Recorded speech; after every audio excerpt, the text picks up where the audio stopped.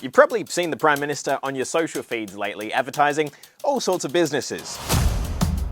Or something like that. But even though you and I know this is an AI-generated meme, what about those who don't? So it's creating an impression, even a fleeting impression that it's a real person. That's when the conduct becomes misleading and liable to some penalty for misleading conduct in trade or commerce. This is Jeannie Patterson, a Professor of Law and Director of the Centre for AI and Digital Ethics at the University of Melbourne. Many of these are clearly tongue-in-cheek. What about if it's just a joke? Intent doesn't matter. Intent is not relevant to whether conduct is misleading or deceptive. What's important is the impression that is created in the mind of the viewer. It is illegal for businesses to fake claims and representations, thanks to Australia's consumer protection laws. But one thing I found interesting while chatting with Jeannie was this doesn't actually mean a blanket law against using someone's likeness. That's more legal.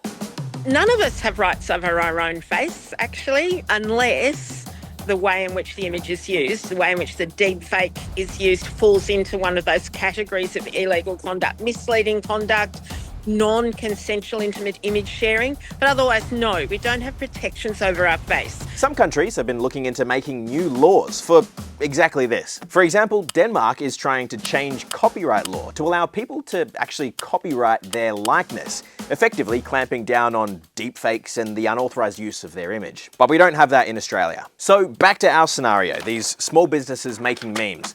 They just have to be careful how they do it. Have I got this right? If a business posts just an image of Anthony Albanese with the caption expressing their dissatisfaction with his policy, that's generally okay. It's only stepping into this problematic area when they use these AI deepfakes to suggest he's actually part of the business. Is that right? That's right. That's absolutely right. If it's using to promote your product, it's caught. But if it's expressing a political view and you happen to be a business, it's probably outside that particular protection.